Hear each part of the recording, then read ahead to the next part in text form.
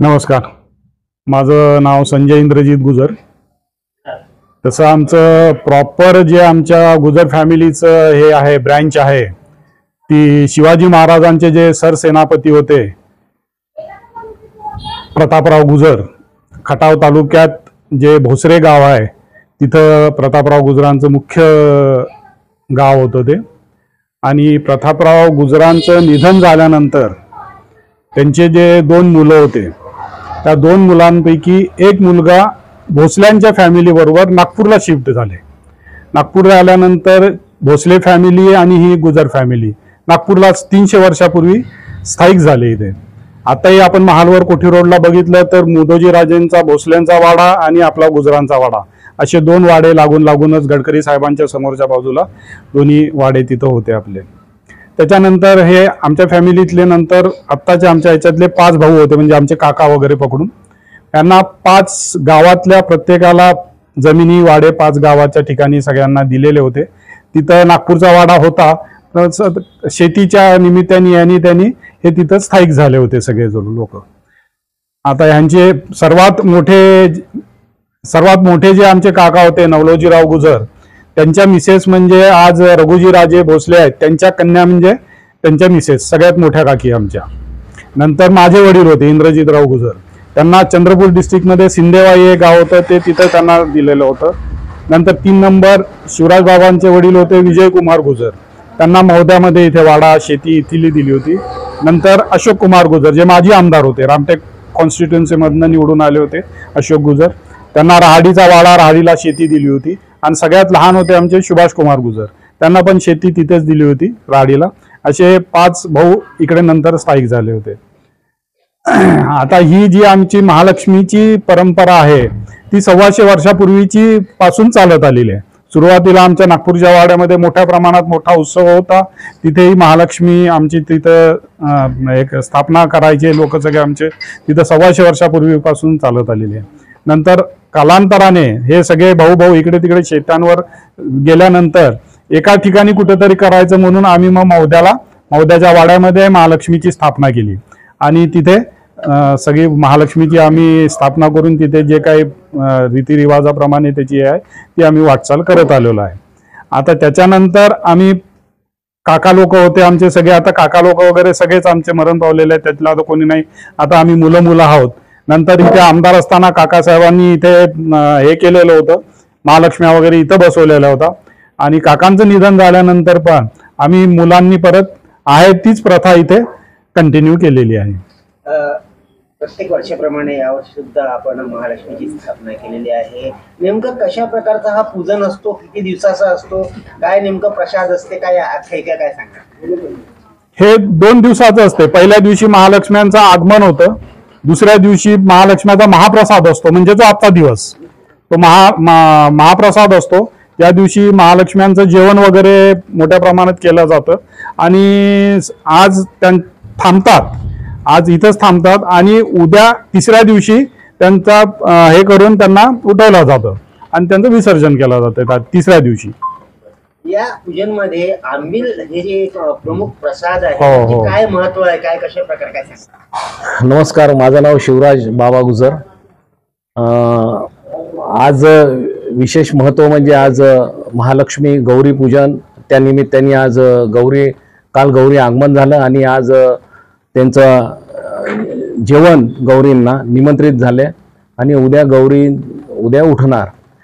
अशा पद्धतीने हा एकंदर आमचा हा गुजर परिवाराचा कार्यक्रम आहे. आणि यामध्ये वेगवेगळे पदार्थ,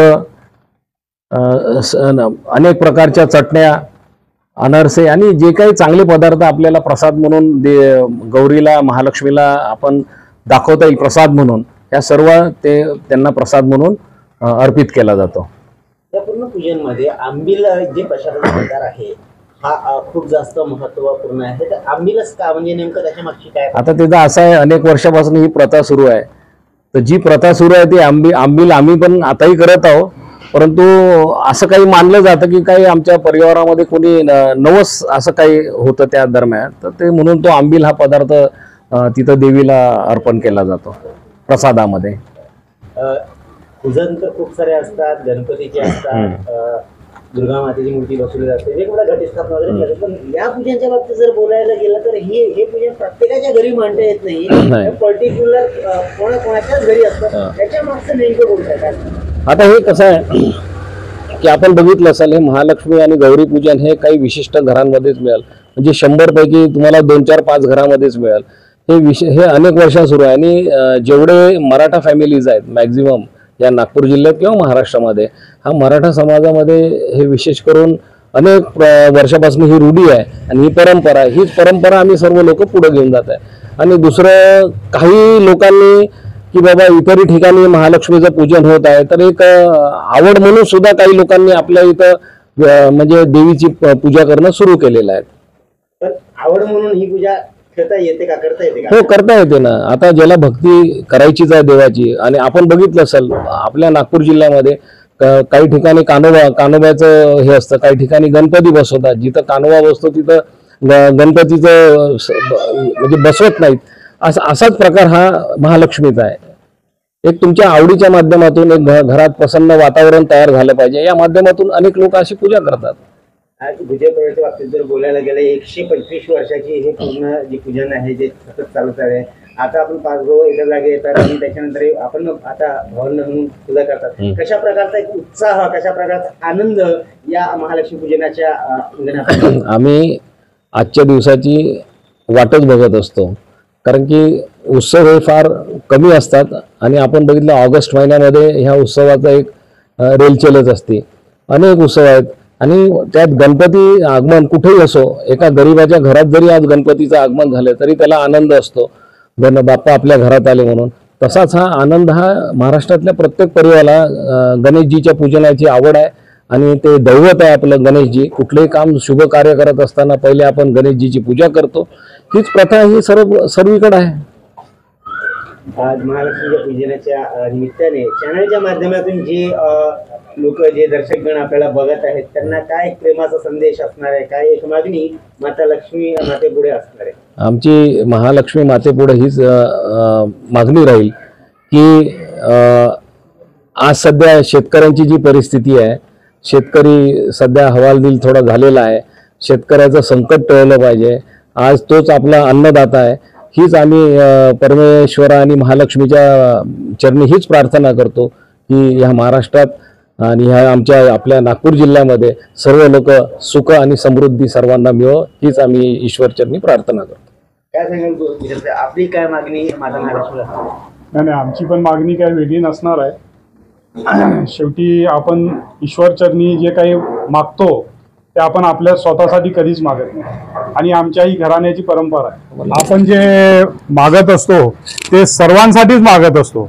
आणि आता शिवराज बाबांनी सांगितलं जसं खरंच म्हणजे शेतकऱ्यांची परिस्थिती सध्या खूपच वाईट झालेली आहे.